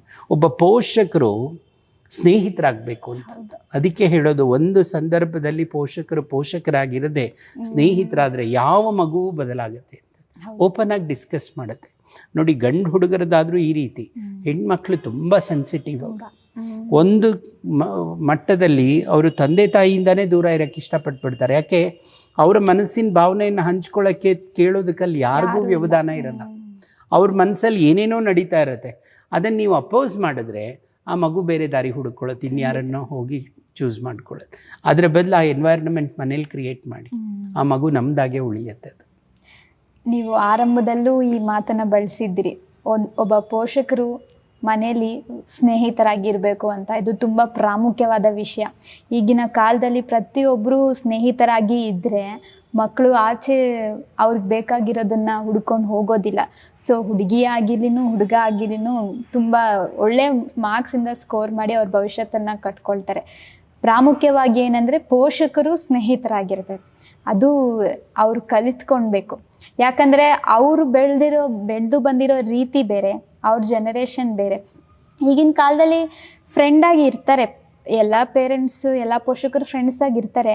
ಬಟ್ ಈ ಒಂದು ಜನರೇಷನಲ್ಲಿ, ಈ ಒಂದು ಡಿಜಿಟಲ್ ಜನರೇಷನಲ್ಲಿ ಈ ಮಕ್ಕಳಿಗೆ ಪ್ರೈವಸಿ ಬೇಕು. ಅಂದರೆ ಅವ್ರು ಸೋಷಲ್ ಮೀಡಿಯಾ ಯೂಸ್ ಮಾಡೋದಾಗಲಿ, ಅಂದರೆ ಸ್ಟ್ರಿಕ್ಟಾಗಿರೋದು, ಈ ರೀತಿಯಾಗಿ ಪೋಷಕರು ಇರ್ತಾರೆ. ಓದದೇ ಇರುವಾಗ ಸಮಯದಲ್ಲಿ ಅವ್ರು ಏನು ಮಾಡ್ತಾರೆ, ಫೋನ್ ಕಿತ್ಕೊಳ್ತಾರೆ, ಓದು ಅಂತ ಹೇಳ್ತಾರೆ. ಈ ರೀತಿಯಾಗಿರುವಾಗ ಮಕ್ಕಳು ಪೋಷಕರ ಮೇಲೆ ಕೋಪ ಮಾಡ್ಕೊಳ್ತಾರೆ. ಸೊ ಇಂಥ ಸಮಯದಲ್ಲಿ ಪೋಷಕರು ಯಾವ ರೀತಿಯಾಗಿ ಅವ್ರಿಗೆ ಹೇಳ್ಬೋದು? ನೋಡಮ್ಮ, ನಾವಿರೋದು ಮನೆಯಲ್ಲಿ, ಸೆಂಟ್ರಲ್ ಜೈಲಲ್ಲ. ಹಾಗಾಗಿ ಅದು ಒಂದು ದೊಡ್ಡ ತಪ್ಪು ಪ್ರಕ್ರಿಯೆ. ನಾನು ಎಷ್ಟೊಂದು ಮನೆಯಲ್ಲಿ ನೋಡಿದ್ದೀನಿ. ನನಗೆ ಮೊದಲೇ ಹೇಳಿಬಿಡ್ತಾರೆ, ಸರ್ ನಾನು ಈ ವರ್ಷ ನಮ್ಮ ಮನೇಲಿ ಕೇಬಲ್ ಕಟ್ ಮಾಡಿಸ್ತಾ ಇದ್ದೀನಿ, ನೆಟ್ವರ್ಕ್ ಏನೂ ಇಲ್ಲ ನಮ್ಮ ಮನೆಯಲ್ಲಿ, ಫೋನುಗಳು ಯೂಸ್ ಮಾಡೋಕ್ಕೆ ಮಕ್ಕಳಿಗೆ ಕೊಡೋದು. ಇದೆಲ್ಲ ಅವ್ರು ಹೇಳಿದ ಕೂಡಲೇ ನೋಡಿ, ಮನೆ ಒಂದು ಸೆಂಟ್ರಲ್ ಜೈಲ್ ಆಗೋಯ್ತು. ಪರಪ್ಪನ ಅಗ್ರಹಾರ ಆಗಿ ಬದಲಾಯಿಸಿದ್ರಿ ನೀವು. ಹಾಗಾದರೆ ಮನೆಯಲ್ಲಿರೋದು ಮಕ್ಕಳ ಕೈದಿಗಳ ಈಗ? ಅದು ಎರಡನೇ ಪ್ರಶ್ನೆ ಆಗಿಬಿಡುತ್ತೆ. ನಾವು ಆ ಎನ್ವೈರ್ನ್ಮೆಂಟ್ ಕ್ರಿಯೇಟ್ ಮಾಡೋದು ಬೇಡ. ಆದರೆ ಅದರ ಅವೇರ್ನೆಸ್ ಕರೆಕ್ಟಾಗಿ ಮಾಡ್ಕೊಳ್ಳೋಣ. ಎಷ್ಟೊತ್ತು ಯೂಸ್ ಮಾಡ್ಕೊಳ್ಳೋದು ಫೋನು? ಇಬ್ಬರು ಕೂತ್ಕೊಳ್ಳೋಣ, ನೀನೊಂದು 10 ನಿಮಿಷ ನೋಡ್ತೀಯ ಸೋಷಿಯಲ್, ನಾನು ಅವಾಗ ನಿನ್ನ ಜೊತೆಲಿ ನನ್ನ ಫೋನನ್ನು ನಾನು ಯೂಸ್ ಮಾಡ್ತೀವಿ. ಒಂದು ಟೈಮ್ ಟೇಬಲ್ ಹಾಕ್ಕೊಳ್ಳೋಣ.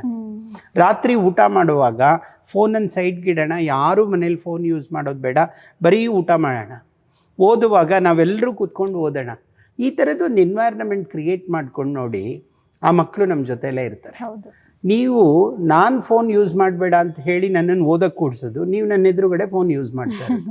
ನೀವು ನಾನು ಟಿ ವಿ ನೋಡಬೇಡ ಅಂತ ನನ್ನನ್ನು ರೂಮಲ್ಲಿ ಬಾಗಿಲು ಹಾಕೋದು, ನೀವು ಒಂದು ಮನೆಯೊಂದು 3 ಬಾಗಿಲು ನೋಡ್ತಾ ನೀವು ಕೂತ್ರೆ ಇವನು ಇನ್ನೊಂದು ಬಾಗಿಲು ತಗೊಂಡು ಹೊರಗಡೆ ಹೋಗ್ತಾನೆ. ಆಯಿತಾ? ಈ ಪದ್ಧತಿ ಬರಬಾರ್ದು ಅಂತ ನಾನು ಹೇಳೋದೇನೆಂದರೆ ಅವೇರ್ನೆಸ್ ಕ್ರಿಯೇಟ್ ಮಾಡಿ. ಈಗ ಸೋಷಿಯಲ್ ಮೀಡಿಯಾ ಯೂಸೇಜ್ ಸರಿಯಲ್ಲ, ಆಗ ನಾವು ಡೈವರ್ಟ್ ಆಗ್ತೀವಿ ಅನ್ನುವಂಥ ವಿಷಯ ಹೇಳುವ ರೀತಿಯಲ್ಲಿ ಆ ಮಗುವಿಗೆ ಮನದಟ್ಟು ಮಾಡಿ ಮಗು ಅರ್ಥ ಮಾಡ್ಕೊಳ್ಳುತ್ತೆ. ನನ್ನೊಬ್ಬ ಒಳ್ಳೆಯ ಸ್ನೇಹಿತರು ತಜ್ಞರಿದ್ದಾರೆ. ಅವರು ನನ್ನ ಮಗಳಿಗೆ ಸಮಸ್ಯೆ ಆದಾಗ ಅದನ್ನು ಹ್ಯಾಂಡಲ್ ಮಾಡಿದ ಮೇಲೆ ಅವಳನ್ನು ನನಗೆ ಹೇಳಿದ್ರು, ನೀನು ಏನು ಮಾಡಬೇಕು ಅಂತ. ಎಷ್ಟೋ ವಿದ್ಯಾರ್ಥಿಗಳಿಗೆ ಹೇಳೋನು ನಾನು, ನನ್ನ ಮಗಳನ್ನು ನಾನು ಹ್ಯಾಂಡಲ್ ಮಾಡುವಾಗ ನನ್ನನ್ನು ಸರಿ ದಾರಿ ತರೋಕ್ಕೂ ಅವ್ರು ನಂಗೆ ಬೇಕಾಗಿತ್ತು. ಅವ್ರು ಎಷ್ಟು ನೀಟಾಗಿ ನನ್ನನ್ನು ಕರೆಕ್ಟ್ ಮಾಡಿದ್ರು ಗೊತ್ತು. ಯಾವಾಗಲೂ ನಿನ್ನ ಮಗಳ ಹತ್ರ ಅಪ್ಪನಾಗಿ ಹೋಗಬೇಡ ಅಂತ ಹೇಳಿದ್ರು ಒಂದು ಪದ. ಅದು ಇವತ್ತಿಗೂ ನನ್ನ ಮನಸ್ಸಲ್ಲಿ ಎಷ್ಟು ಚೆನ್ನಾಗಿ ಉಳಿದಿದೆ ಗೊತ್ತಾ. ಅವ್ರಿಗೆ ನೀಟಾಗಿ ಹೇಳಿದ್ರು, ಅಪ್ಪನಾಗಿರೋದ್ರ ಬದಲು ಒಬ್ಬ ಸ್ನೇಹಿತನಾಗಿ ಅವರನ್ನು ಮಾತಾಡಿಸು, ನಿನಗೆ ನಿನ್ನ ಮಗಳು ನಿನ್ನ ಜೊತೆಲೇ ಇರ್ತಾಳೆ ಅಂತ. ನೋಡಿ ಆ ಪದದಲ್ಲಿ ಎಷ್ಟು ವ್ಯತ್ಯಾಸ ಇದೆ. ಇದನ್ನು ಪ್ರತಿಯೊಬ್ಬರು ನಾವು ಮಾಡಬೇಕು ಅಂತ ಹೇಳೋದು. ನಮಗೂ ಇದೆ, ನಮ್ಮ ಮಗು ನಾಳೆ ದೊಡ್ಡದಾಗಬೇಕು, ಮಗು ಏನೋ ಒಂದು ಸ್ಕೋರ್ ಮಾಡಬೇಕು, ಆದರೆ ಅದನ್ನು ಹೇಳುವ ರೀತಿ ಇದೆ. ಸೋಷಿಯಲ್ ಮೀಡಿಯಾ ಬೇಡ ಅನ್ನೋದಾದರೆ ಎಷ್ಟೊತ್ತು ಬೇಡ ದಿನದಲ್ಲಿ, ಯಾಕೆ ಬೇಡ, ಆ ಸಂದರ್ಭದಲ್ಲಿ ಅದನ್ನು ತೆಗೆದಿಡೋದ್ರಿಂದ ಅಡ್ವಾಂಟೇಜ್ ಏನು, ಚೆನ್ನಾಗಿ ಡಿಸ್ಕಸ್ ಮಾಡೋಣ ನಾವು ನೀವು ಕೂತ್ಕೊಂಡು, ಮಗು ಆಟೋಮ್ಯಾಟಿಕಲಿ ಅರ್ಥ ಮಾಡ್ಕೊಳ್ಳಿ ಅಲ್ವಾ. ಪ್ರೆಷರ್ ಆಗಿ ನೀವು ಹೇಳಕ್ಕೆ ಹೋದರೆ ಮಗು ಅದಕ್ಕೆ ರಿವೋಲ್ಟ ಮಾಡೇ ಮಾಡುತ್ತೆ. ಹಾಗಾಗಿ ಅಂತಿಮವಾಗಿ ನೀವು ಪೋಷಕರಿಗೆ ಏನೇನು ಸಲಹೆಗಳನ್ನು ಕೊಡ್ತೀರಾ? ನಾನು ಇಷ್ಟೇ ಹೇಳೋದು, ಕೊನೆ ನಮ್ಮ ಮಗು ಅದು. ಆ ಮಗು ಸುಖವಾಗಿ ಬದುಕಬೇಕು, ಒಂದು ಯಶಸ್ವಿಯಾದ ಮಗು ಆಗಬೇಕು ಅನ್ನೋದೇ ಎಲ್ಲ ಪೋಷಕರ ಕನಸು. ಒಬ್ಬ ಆಟೋ ರಿಕ್ಷಾ ಡ್ರೈವರ್ ಆಗಿರಲಿ, ನಿತ್ಯ ಕೂಲಿ ಮಾಡೋನಾಗಿರಲಿ, ಅಥವಾ ಪ್ರೆಸಿಡೆಂಟ್ನ ಮಗು ಆಗಿರಲಿ, ಎಲ್ಲರ ಮನಸ್ಸಿನಲ್ಲಿರೋದು ಅದೇ, ನನ್ನ ಮಗು ನನಗಿಂತ ಚೆನ್ನಾಗಾಗಬೇಕು. ಆ ಯೋಚನೆ ಆ ಥರದ್ದಿರುವಾಗ ಅದಕ್ಕೆ ಏನು ಬೇಕೋ ಅದಕ್ಕೆ ಆರೋಗ್ಯಕರವಾದಂಥ ಒಂದು ದಾರಿಯನ್ನು ಸೃಷ್ಟಿ ಮಾಡಿಕೊಡ್ಬೇಕು. ಮನೆಯಲ್ಲಿ ಒಂದು ಹೆಲ್ದಿ ಎನ್ವೈರ್ನಮೆಂಟ್ ಕ್ರಿಯೇಟ್ ಮಾಡ್ಕೋಬೇಕು. ಮತ್ತು ನಮ್ಮಲ್ಲಿ ಒಂದು ಒಳ್ಳೆಯ ಸಂಕಲ್ಪ ಇದ್ದರೆ, ನಾವು ಏನು ಮಾಡ್ತೀವಿ ಅದರಲ್ಲಿ ಯಶಸ್ಸನ್ನು ಹೇಗೆ ಸಾಧನೆ ಮಾಡ್ತೀವಿ ಅನ್ನೋ ಸಂಕಲ್ಪ ಸರಿಯಾಗಿದ್ದರೆ ಅದು ಹಾಗೇ ಆಗುತ್ತೆ. ನಮ್ಮ ಸಂಕಲ್ಪ ಸರಿ ಇಲ್ಲದೆ ನಾವು ಮಗುವಿನ ಮೇಲೆ ಪ್ರೆಷರ್ ಹಾಕೋದಿದೆಯಲ್ಲ, ಇದು ಹೇಗೆ ಅಂದರೆ ಡಾಕ್ಟ್ರು ಎಡಗೈಯಲ್ಲಿ ಸಿಗರೇಟ್ ಇಟ್ಕೊಂಡು ಪೇಷಂಟಿಗೆ ಹೇಳೋದು ಡೋಂಟ್ ಸ್ಮೋಕ್ ಅಂತ ಅಲ್ವಾ. ಆ ಪರಿಸ್ಥಿತಿ ಆಗಬಾರ್ದು ಅನ್ನೋದಷ್ಟೇ ನಾನು ಹೇಳೋದು. ನೀವು ಆ ಒಂದು ಸಂಭ್ರಮವನ್ನು ಆಚರಿಸಿ, ಮಗುವಿನ ಕಷ್ಟಗಳ ಜೊತೆ ಸುಖಗಳ ಜೊತೆ ನೀವು ಪಾಲ್ಗೊಳ್ಳಿ. ಮಗುವಿನ ಪರೀಕ್ಷೆಯ ಈ ಸಮಯದಲ್ಲಿ ಮಗುವಿನ ಜೊತೆ ನಿಲ್ಲಿ.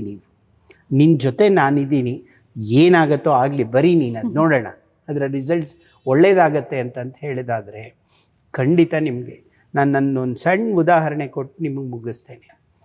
ನಾನು ಸೋಷಿಯಲ್ ಸ್ಟಡೀಸ್ ಅಂದರೆ ನಂಗೆ ತುಂಬ ಹೆದರಿಕೆ. ನಮಗೆ ಹಿಸ್ಟ್ರಿ ಸಿವಿಕ್ಸು ಜಾಗ್ರಫಿ ಅಂತ 2 ಪೇಪರ್ ಇತ್ತು.